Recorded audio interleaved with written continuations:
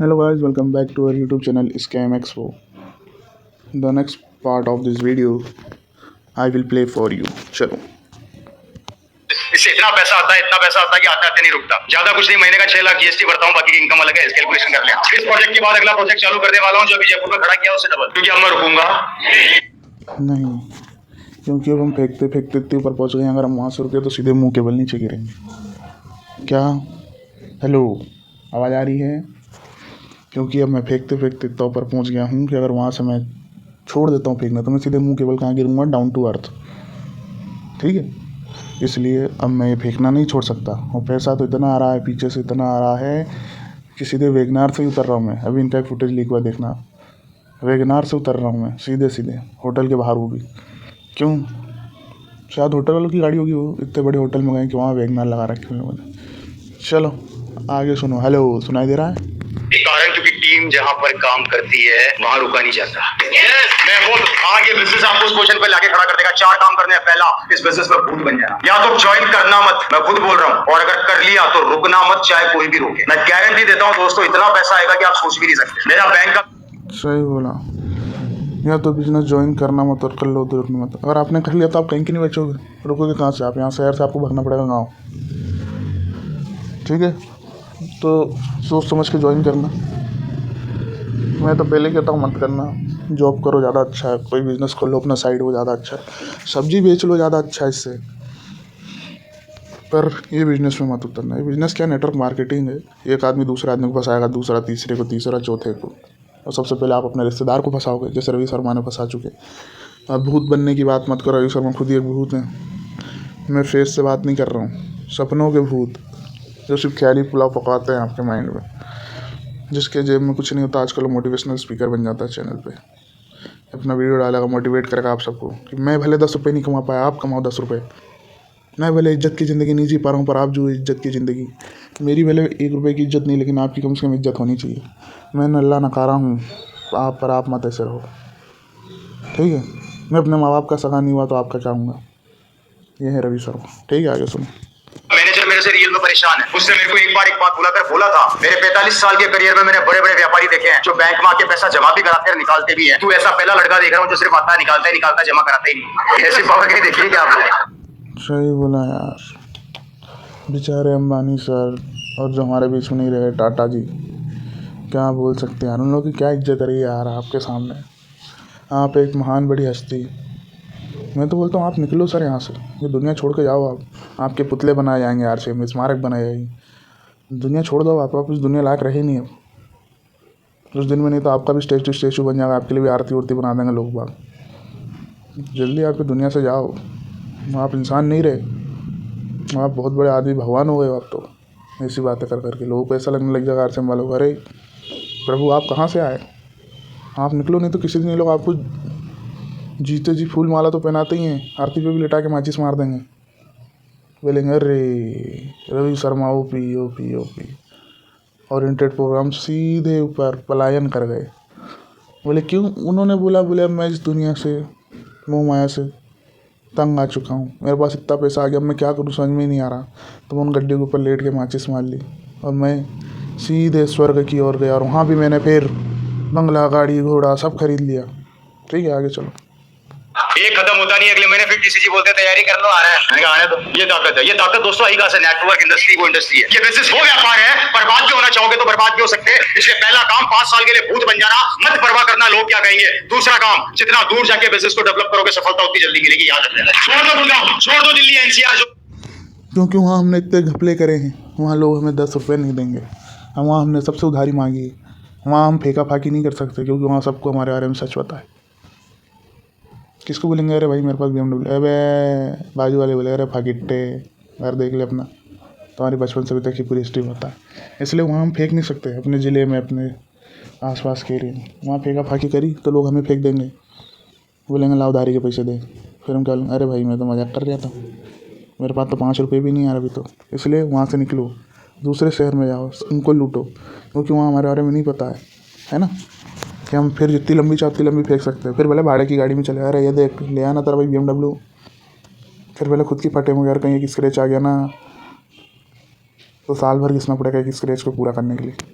भी आपका याद रखता है इस बात। मैं तो कहता हूँ हरियाणा छोड़ दो, बाहर निकल जाओ यहाँ से बाहर, कोई फर्क नहीं पड़ता। आपका बच्चे की खुशी आपके लिए महत्वपूर्ण है या हरियाणा महत्वपूर्ण है, निर्णय आप ले लो। आप नहीं करोगे तो हरियाणा में कोई ना कोई तो करेगा। बाहर निकल के बिजनेस को डेवलप करो, सबसे पहला काम अपनी अपलाइन को पकड़ो, इससे सीखो, मुझे सिखाए, मुझे कैसे मीटिंग लेनी है, मुझे कैसे प्लान दिखाना है, नोट कर लेना। जब तक प्लान दिखाना ना सिखाए वो, उसका पीछा मत छोड़ना। कपड़े फाड़ देना, कपड़े फाड़ने से भी पैसा, कपड़े फाड़ने से भी। मेरा सूट या आरसीएम का बेकार लग रहा है क्या? अंदर है, फाड़ दो, अगला सिलाऊंगा। मैं तो मेरे भाई की शादी में गया था, कजन ब्रदर की, वहां डांस कर रहा था, किसी ने मेरा शर्ट पीछे से पकड़ के फाड़ दिया। मैं और नाचा, बोले तू पागल हो गया ये? बताओ, कजन भाई की शादी में गया था, किसी ने शर्ट पकड़ के फाड़ दिया।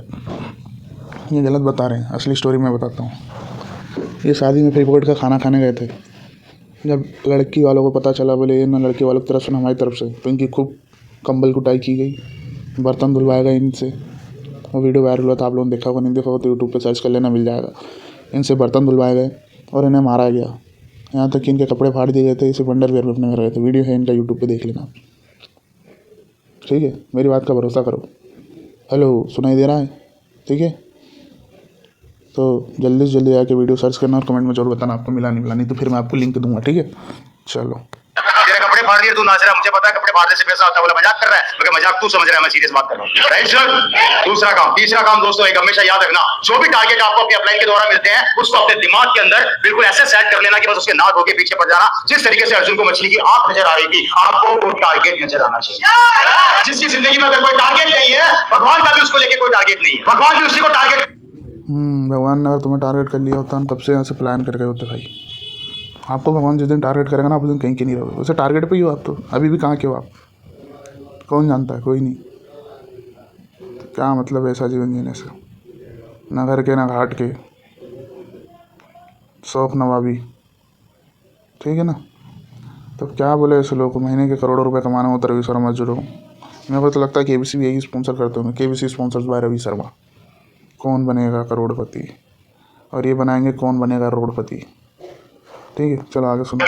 हर आदमी का लाइफ में एक लक्ष्य होता है, यहाँ पर भी आपको लक्ष्य दिया जाता है आपकी सफलता के लिए, मेरी सफलता के लिए नहीं। मेरे को कोई फर्क नहीं पड़ने वाला, सुनील जी को कोई फर्क नहीं पड़ने वाला, इनकी टीम को कोई फर्क नहीं पड़ने वाला। आप नहीं करोगे तो भी इनकी दुकान चल रही है और रुकेगी भी नहीं। मैं चलाकर अपनी दुकान रोकना चाहूँ तो नहीं रुकेगी। बोलो ऐसा बिजनेस कहीं देखा आप लोगों ने? मैं बर्बाद होना चाहता हूँ तो भी नहीं रुकेगी। ये खड़े हैं, आशीष जी खड़े हो जाओ, मैं भी साबित कर देता हूँ 2 मिनट के अंदर। आशीष जी अपलाइन की बात माननी चाहिए, माननी चाहिए 100%। अपलाइन बर्बाद तो नहीं होता, भगवान के बराबर, उससे कम भी नहीं होता। जो कहोगे करेंगे। मैं आपके अपलाइन में भी आता हूँ, कहीं ना कहीं आता हूँ ना। एक काम करूंगा तो करोगे, आरसीएम छोड़ दो, ये वाला देखा, अपलाइन भगवान के समान होता है। अरे बाप रे बाप, मैंने बोला था ना इस दुनिया में कि नहीं है। आप इनको बोलो दुनिया छोड़ दें, देह त्याग करें अपना, ठीक है? मैं बर्बाद होना चाहता हूँ। अरे भाई तुम और कितने बर्बाद हो गए, ज़मीन के अंदर तो पहले ही आपका पाताल लोक में जाओगे। शक्ल देखो भाई की, वाह, सूरत देखो, ड्रेसिंग सेंस देखो, ये देख रहे हो? आरसीएम का कोट है, क्या सिलाया हुआ कोट यार, एकदम 3 पीस पहन के रखा है।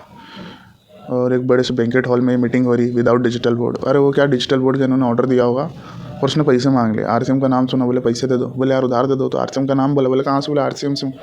उसने उधार देने से भी मना कर दिया। ये हाल है। पीछे प्रोजेक्टर लगाना था, अरे वो बैनर में देख रहे हो कितने साल लग रहा है, कितने साल से मोड़ मोड़ के उसी पे सेमिनार ले रहे हैं। नए भारत का निर्माण, टू बिल्ड न्यू भारत। ओहो बाप रे बाप, बेचारा जो भारत है हमारा देश, उसको भी बर्बाद करने में लगे हैं ऐसे लोग। इन्हें भेजो पाकिस्तान, भेजो पाकिस्तान में बहुत ज़रूरत है आप जैसे लोगों की, क्योंकि वहाँ बहुत गरीबी है। वहाँ आरसीएम का बिजनेस करो अपना, उस देश को अमीर बनाओ। क्यों हमसे लड़ सकती तो ताकत दो उसे, कम से कम उस देश को इतना अमीर बना वहाँ गरीब लोग खाना खा पाएँ अच्छे से, ठीक है? आप लोग वहाँ जाकर अपना बिजनेस करो। यहाँ इंडिया में सब हर कोई अपना खा पी रहा है, आराम से जी रहा है, आप लोगों की ज़रूरत नहीं है। जितने आरसीएम वाले वो सब पाकिस्तान चले जाओ, वहाँ इस देश को अमीर बनाओ। मेरे को लगता है उससे बुरा हाल आप लोगों के घर के होंगे। घर में खाने को आटा नहीं, बाहर बेटा बोले अरे बेटा आईफोन, BMW, मर्सिडीज, स्कोडा, मर्स, ये देख रहे हो। हम घर गए तो अरे बाबा यार तो आटा ही नहीं यार, गैस नहीं, मम्मी क्या करें? मम्मी बोले बेटा क्या करें, गलती हो गई। बोले क्या? बोले तेरी जैसी औलाद पैदा कर दी हमने, वही सबसे बड़ी गलती रही। काश हमने गलती नहीं करी होती जीवन में, तो आज किसी को मुँह दिखाने लायक तो रहते। कोई हमें कुछ देते देता, किसी से मांगने जाते तो बोलते रेंटी मर्सिडीज है यार, आप भी क्या आटा मांग रहे हो? ये सब अच्छा नहीं लगता। हम नहीं दे पाएंगे इतने बड़े लोगों का आटा। चलो, हेलो, सुनाई दे रहा है ना? आगे सुनो। प्लीज मैं कह रहा हूं छोड़ दो, मैं आपका हाथ छोड़ दो, मैं आपके पांव पड़ जाऊं, मैं पड़ूंगा लेकिन छोड़ूंगा नहीं। ये ले तन्वी लड्डू, मैं बर्बाद होना चाहता हूं सुनील जी, अरे आप करोगे तो मैं बर्बाद कैसे होऊंगा, मुझे ये तो बताओ। That's called team work. एक समय बाद 5 साल मेहनत करने के बाद आप जैसे किसी लेवल पर पहुंचते हैं, वहां पर आपकी टीम वर्क करने लग जाती है और वो इस तरीके से काम करती है। थोड़ा ध्यान से देखिएगा। Right sir? हेलो। तो हम मिलते हैं आपको नेक्स्ट वीडियो में, जब तक बने रहिए और उम्मीद है आप ऐसे लोगों से दूर रहेंगे। अगर आपको अपने घर में रहना है तो माँ बाप की आंखों में अपना सम्मान, मर्यादा, प्रतिष्ठा कुछ बनाए रखनी है तो ऐसे लोगों से दूर रहें, सतर्क रहें। नहीं तो बहुत जल्दी आप मिडिल क्लास से और भी मिडिल में जाके सीधे धरती के अंदर धंस जाओगे, कर्जे में फंस जाओगे और दुनिया से निकल जाओगे। बॉम्बे टू गोवा की ट्रेन जितनी जल्दी नहीं पहुँचती उतनी जल्दी आप पहुँचोगे कहाँ? पलायन। तो चैनल पर नए हो तो लाइक करो, सब्सक्राइब करो और कमेंट में भर भर के कमेंट करो, ठीक है? जल्दी से मिलते हैं नेक्स्ट वीडियो में। जब तक take care of self, be secure, be aware, बने रहो इसके MX के साथ।